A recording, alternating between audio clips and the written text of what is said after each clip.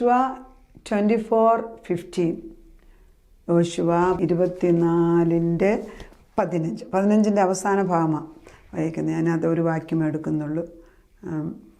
ഞാനും എൻ്റെ കുടുംബമോ ഞങ്ങൾ യഹോവയെ സേവിക്കും.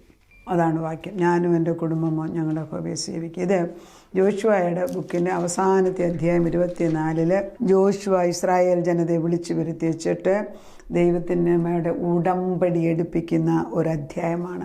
ജോഷുവയുടെ ആദ്യം 24 തുടങ്ങും ഇങ്ങനെ: അനന്തരം യോശുവ ഇസ്രായേൽ ഗോത്രങ്ങളെയും എല്ലാം ശേഖേമിൽ വിളിച്ചുകൂട്ടി ഇസ്രായേലിൻ്റെ മൂപ്പന്മാരെയും തലവന്മാരെയും ന്യായാധിപന്മാരെയും പ്രമാണികളെയും വിളിച്ചു.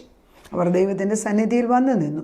അപ്പോൾ യോശുവ സർവ്വജനത്തോടും പറഞ്ഞു എന്നാൽ, ഇസ്രായേലിൻ്റെ ദൈവമായ യഹോവ ഇപ്രകാരം അരുളിച്ചെയ്യുന്നു: നിങ്ങളുടെ പിതാക്കന്മാരെ അബ്രഹാമിൻ്റെയും നാഹോറിൻ്റെ പിതാവായ തേരഹ് പണ്ട് നദിക്കക്കരെ പാർത്ത് അന്യദൈവങ്ങളെ സേവിച്ചു വന്നു. എന്നാൽ ഞാൻ നിങ്ങളുടെ പിതാവായ അബ്രഹാമിനെ നദിക്കക്കരെ നിന്ന് കൊണ്ടുവന്ന് കനാൻ ദേശത്തൊക്കെയും സഞ്ചരിപ്പിച്ച് അവൻ്റെ സന്തതിയെ വർദ്ധിപ്പിക്കുകയും അവന് യാക്കോബിനെ കൊടുക്കുകയും ചെയ്തു.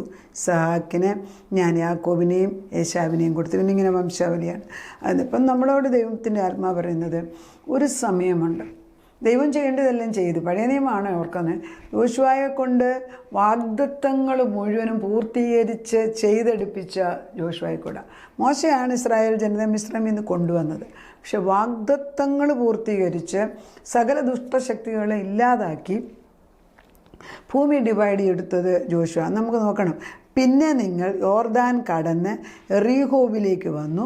അത് യോശുവയുടെ തന്നെ വായിക്കുന്നത് 24:11. എറീഹോ നിവാസികൾ, എറീഹോയിൽ ആരൊക്കെയുള്ളത്? അമോര്യർ, എറീഹോയിലുള്ളവരുണ്ട്. എറീഹോ നിവാസികളെ ഒരു കൂട്ടര്, അമോര്യര്, പെരിസ്യര്, കനാന്യര്, ഹിത്യര്, ഗിർഗസ്യർ, ഹിഫ്യർ, യബൂസ്യർ എന്നിവർ നിങ്ങളോട് യുദ്ധം ചെയ്തു. 8 ഗോത്രങ്ങളാണ്, വലിയ ക്ലാൻസാണ്. ഞാൻ അവരെ നിങ്ങളുടെ കയ്യിൽ ഏൽപ്പിച്ചു. ഞാൻ നിങ്ങളുടെ മുമ്പിൽ കടന്നലിനെ അയച്ചു. നിങ്ങളുടെ മുമ്പിൽ നിന്ന് അമോര്യരുടെ 2 രാജാക്കവനെ ഓടിച്ചു കളഞ്ഞു. നമ്മുടെ കഴിവുകൊണ്ടല്ല ഇതൊക്കെ നേടിയത്. പിന്നെ ഭാഗത്ത് പറയുന്നുണ്ട്, ഈ ജോഷുവ തൻ്റെ ജനത്തെ വിളിച്ചേച്ച് ഭൂമിയെല്ലാം ഡിവൈഡ് ചെയ്തിട്ട് ജോഷുവയുടെ അവസാന കാലമായപ്പോഴത്തേക്ക് ജോഷുവ തൻ്റെ ജനത്തെ കൊണ്ട് വീണ്ടും ഉടമ്പടി എടുപ്പിക്കുകയാണ്. ഒരു കാലത്ത് ഉടമ്പടി എടുത്തവരാണ്, പക്ഷെ നമ്മൾ മറന്നുപോകും. So we need to reiterate or വീണ്ടും അത് നമ്മൾ ഓർപ്പിച്ചുകൊണ്ടിരിക്കും. അതാണ് ദൈവത്തിൻ്റെ നിയമം. 10 കൽപ്പന പണ്ടങ്ങാണ്ട് പഠിച്ചത്. അതുകൊണ്ട് തന്നെ 10 കൽപ്പന എന്തെന്ന് പോലും അറിയത്തില്ല. അതുകൊണ്ടാണ് പണ്ടൊക്കെ പല വീടുകളിലും 10 കൽപ്പന 1, 2, 3, 10 എഴുതിയിട്ടുണ്ട്. അമേരിക്കയിൽ സുപ്രീം കോർട്ടിനകത്ത് വരെ 10 കൽപ്പന ഉണ്ടായിരുന്നു. ഇപ്പോൾ ഉണ്ടെന്ന് ഇപ്പോൾ എടുത്തു കളഞ്ഞെന്ന് പറയുന്നു. ഇനിയിപ്പോൾ ട്രംപ് വന്നപ്പോൾ തിരിച്ചു വെപ്പിക്കുമായിരിക്കും. സ്കൂളുകളിൽ പ്രാർത്ഥന ഉണ്ടായിരുന്നു, അതെല്ലാം മാറിപ്പോയി. നമ്മൾ വിചാരിക്കുന്നതിൽ എളുപ്പമൊന്നുമല്ല ഇത്. മനുഷ്യൻ മൃഗമാകുന്നതിന് ഒരു തലമുറ ദൈവത്തെ വേണ്ടെന്ന് വെച്ചാൽ മതി. യൂറോപ്യൻ രാജ്യങ്ങളിൽ യേശു ആരെന്ന് പോലും അറിഞ്ഞുകൂടാ. അമേരിക്കയിൽ ഇപ്രാവശ്യം ട്രംപ് അല്ലായിരുന്നു എങ്കിൽ അസൽ ലെസ്ബിയനിസം തന്നെ റൂൾ ചെയ്തേന്. ദൈവത്തിൻ്റെ കരുണ തോന്നി. ദൈവത്തെ അറിയുന്ന ഒരു വിശുദ്ധനോ കഴിവുള്ളവനോ ഒന്നൊന്നുമല്ല ഞാൻ ചോദിക്കുന്നത്. സത്യദൈവത്തിൻ്റെ പ്രിൻസിപ്പിൾസ് വിളിച്ചു പറഞ്ഞ് എല്ലാ ഭവനങ്ങളിലും ദൈവം ഉണ്ടായിരിക്കണം, വേദപുസ്തകം ഉണ്ടായിരിക്കണമെന്നും പുരുഷനും ആണും പെണ്ണും തമ്മിലുള്ള വ്യത്യാസം ദൈവം സൃഷ്ടിച്ചപ്പം ആണും പെണ്ണുമായിട്ടാണ് സൃഷ്ടിച്ചതെന്നും ആൺകൊച്ചുങ്ങളെ പിടിച്ച് ഓപ്പറേറ്റ് ചെയ്ത് പെൺമക്കളാക്കാമെന്നും പെണ്ണിനെ പിടിച്ച് ഓപ്പറേറ്റ് ചെയ്ത് ആൺമക്കളാക്കണം അവരവരുടെ അവകാശമാണെന്നും അത് അപ്പനും അമ്മയും ഇടപെടാനൊക്കത്തില്ലെന്നും ഒക്കെ സ്കൂളുകളിൽ നിയമം ഉണ്ടാക്കി വെച്ച ദുഷ്ടചിന്തകളെ അടിച്ചു മാറ്റി ദൈവം ജയമെടുക്കുമ്പോൾ യോശുവയെ പോലുള്ള കുറേ പേരെ ദൈവം ഉണ്ടാക്കിയെടുക്കും. സാമുവേലിനെ പോലെയുള്ളവരെ ദൈവത്തിന് ആവശ്യമുണ്ട്. മോശയെ പോലുള്ളവരെ ദൈവത്തിന് ആവശ്യമുണ്ട്. അതുപോലെ തന്നെ ദാവീദിനെ പോലെ, ദാനിയേലിനെ പോലെ, യെശയ്യാവിനെ പോലെ, ജെറമയെ പോലെ കുറേ പേരെ ആവശ്യമുണ്ട്. സ്ത്രീകളിൽ ദെബോറായെ പോലെ, ആബിഗേലിനെ പോലെ, റൂത്തിനെ പോലെ, മാതാവിനെ പോലെ വിശുദ്ധിയുള്ളവരുണ്ടാകണം, കാര്യപ്രാപ്തിയുള്ളവർ. അല്ലെങ്കിൽ നശിച്ചു പോകും. നശിക്കാന്ന് വെച്ചാൽ ഓൾറെഡി ഇറ്റ് ഈസ് ഡീക്കേയിങ് ഇല്ലേ? ആര് വിളിച്ചു പറയും? അതായത് വിളവ് നിറഞ്ഞു കിടക്കുകയാണ്. ഇപ്പോൾ ഒരു ട്രെൻഡ് കണ്ടിട്ടുണ്ട്. ഈ അടുത്തിടെയുള്ള ട്രെൻഡ്, ഈ ട്രംപ് വന്നു കഴിഞ്ഞാൽ പിന്നെ വാഷിങ്ടൺ, കാലിഫോർണിയ, ഫ്ലോറിഡ, അവിടെ എല്ലാം ജനങ്ങൾ ഒന്നിച്ചുകൂടി സത്യവെളിച്ചത്തിൻ്റെ ആത്മാവ്, ഒന്നുമല്ല ക്രിസ്തുവിൻ്റെ പാട്ട് പാടാനും. ഈവൻ ടൈംസ് സ്ക്വയർ എന്ന് പറയുന്നത് ക്രിസ്മസ് ടൈം ആകുമ്പം അവിടെ മുഴുവനും ജീവനാണ്. ഞാൻ ടൈംസ് സ്ക്വയറിൻ്റെ അവിടെയായിരുന്നു എൻ്റെ മോള് താമസം. I have lived there. അവിടെ ആ കോർഡൻ ഓഫ് ചെയ്തിട്ട് ക്രിസ്മസ് ടൈം ആകുമ്പോഴത്തേക്ക് നിറച്ച് വെട്ടം കൊണ്ട് നിൽക്കാൻ വയ്യാത്ത പോലെ. അതൊന്ന് മെറി ക്രിസ്മസ് പറയരുതെന്ന് പറഞ്ഞ ലോകത്തിൽ ട്രംപ് പറഞ്ഞില്ല, എല്ലാ ഭവനങ്ങളിലും പറഞ്ഞോട്ടെ എന്ന്. പറയാനെങ്കിലും ഒരാളുണ്ടല്ലോ. നമ്മൾ പറയുമോ? We are looking upon to somebody who will stand and tell that there is a living God.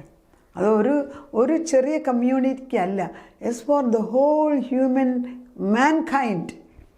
ആ ദൈവത്തിൻ്റെ മുമ്പിൽ ജോഷുവ ഉടമ്പടി എടുപ്പിക്കുക. ഇന്ന് നിങ്ങളൊരു ഉടമ്പടി എടുക്കണം. നിങ്ങൾ ദൈവത്തിന് വേണ്ടി നിൽക്കുന്നോ അല്ലയോ എന്ന് തീരുമാനിക്കുക ഇന്ന്. അപ്പം ജോഷുവ പറഞ്ഞു, ഞാനിന്ന് തീരുമാനിച്ചു. ആ ഭാഗം വായിക്കാമല്ലോ. നിങ്ങൾ യഹോവയെ ഭയപ്പെട്ട് അവനെ പരമാർത്ഥതയോടും വിശ്വസ്തതയും കൂടെ സേവിപ്പീൻ. നിങ്ങളുടെ പിതാക്കന്മാർ നദിക്കരയും മിസ്രയീം വെച്ച് സേവിച്ച ദേവന്മാരെ ഉപേക്ഷിക്കുകയും യഹോവയെ തന്നെ സേവിക്കുകയും ചെയ്യുവിൻ.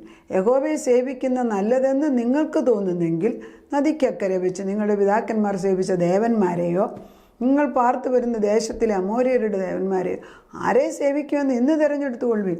ഞാനും എൻ്റെ കുടുംബമോ ഞങ്ങൾ യഹോവയെ സേവിക്കും. അതിന് ജനം ഉത്തരം പറഞ്ഞത്, യഹോവയെ ഉപേക്ഷിച്ച് അന്യ ദൈവങ്ങളെ സേവിപ്പാൻ ഞങ്ങൾക്ക് സംഗതി വരരുതേ. ദൈവം ഒരു തീഷ്ണതയുള്ള ദൈവമാണ്. ഈ രണ്ട് തോണിയിൽ കാല് ചവിട്ടുന്ന മാനുഷിക സ്വഭാവം നിർത്തണം. എന്നിട്ട് നമ്മൾ പറഞ്ഞ കർത്താവ്, ഞാനും എൻ്റെ കുടുംബം. അപ്പം നമ്മൾ ഓർക്കണം, ഈ കൂനൻ കുരിശ്, സത്യപ്രതിജ്ഞ, അതായത് ഒരു കാലത്ത് വിശ്വാസികൾക്കെതിരായിട്ട് പല ചിന്തകളും വന്നപ്പം കുറച്ച് പേരൊന്നിച്ച് നിന്ന് സത്യപ്രതിജ്ഞ എടുത്തു. നമ്മുടെ ഭവനങ്ങൾ, നമ്മുടെ പിതാക്കന്മാരോ ആരോ സത്യപ്രതിജ്ഞ ചെയ്തുകൊണ്ടാണ് ഇന്ന് നമ്മൾ നിൽക്കുന്നത്. നമ്മൾ എടുക്കുന്നതുകൊണ്ട് അടുത്ത തലമുറയിൽ വരേണ്ടത്, തലമുറകളിൽ ഇൻ ഇറ്റേണിറ്റി. വാഗ്ദത്തം തന്നിട്ടില്ലേ? യെശയ്യാ 59:21 പറയുന്നത്, ഞാൻ നിൻ്റെ വായിൽ തന്നിരിക്കുന്ന എൻ്റെ വചനം, എൻ്റെ ഉള്ളിലിട്ടിരിക്കുന്ന എൻ്റെ ആത്മാവ് നിൻ്റെ വായിൽ നിന്ന്, നിൻ്റെ സന്തതിയുടെ വായിൽ നിന്ന്, നിൻ്റെ സന്തതിയുടെ വായിൽ നിന്ന് ഒരു നാളും മാറിപ്പോത്തില്ല. ദൈവം വാഗ്ദത്തം ചെയ്യുക. ആ വിശ്വസ്തനായ ദൈവം കൂടെ നിൽക്കുക, തീരുമാനം എടുക്കുക. നമ്മൾ വിചാരിക്കും ഞാൻ തീരുമാനം എടുത്താൽ നടക്കുമെന്നേ, മലയോടോട് നിൽക്കാൻ പറഞ്ഞാൽ നിൽക്കുമെന്നേ, കടുകുമണിയോളം എനിക്ക് വിശ്വാസമുണ്ട്, നീ അവിശ്വാസിക്കാതെ വിശ്വാസത്തോടെ ഈ മലയോട് ചാടി വെള്ളത്തിൻ്റെ സമുദ്രത്തിന് നടുക്ക് ചെന്ന് വീഴട്ടെ എന്ന് പറഞ്ഞാൽ സംഭവിക്കും. വേറെടുത്ത് കർത്താവ് പറയുന്നു, ഈ വൃക്ഷത്തിനോട് പറിച്ച് നടുക്കടലിൽ ഉണ്ടാകട്ടെ എന്ന് പറഞ്ഞാൽ അവിടെ സാധിക്കുമെന്ന്. ഇതൊക്കെ നമുക്ക് ചിന്തിക്കാൻ പ്രയാസം. കർത്താവിന് സാധ്യമായിട്ടൊന്നുമില്ല. ജോഷുവ പറഞ്ഞു, ഞാനും എൻ്റെ കുടുംബം ഞങ്ങൾ യഹോവയെ സേവിക്കും. Are be willing? ഒരു കവനൻ്റ് എടുക്കുക ദൈവത്തോട്, ഒരു ഉടമ്പടി. തലമുറകളുടെ മേൽ നിൻ്റെ ആത്മാവ് പകർന്നേ ഒക്കത്തുള്ളൂ.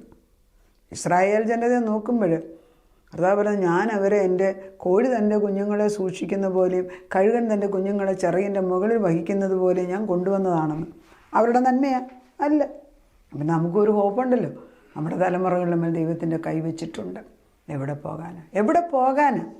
ആ ദൈവം തലമുറകളുടെ വീണ്ടെടുപ്പ് കാണാൻ തക്കവണ്ണം നമ്മുടെ കണ്ണുകളെ തുറപ്പിക്കട്ടെ.